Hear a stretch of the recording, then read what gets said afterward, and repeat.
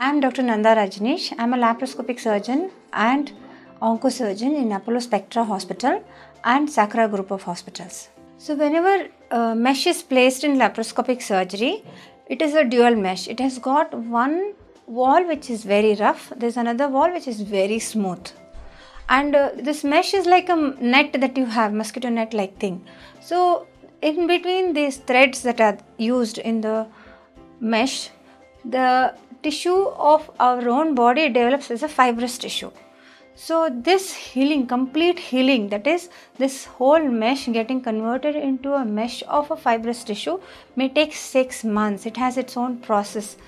But the body to adapt to it completely without pain, without irritability, may take just 10 to 15 days. By 15 days, patients may start feeling very comfortable with the mesh sitting in their body. First of all, the mesh doesn't react much to the body itself. That is how it is made, and that's how we select the mesh also to put it in the place wherever it has to be put.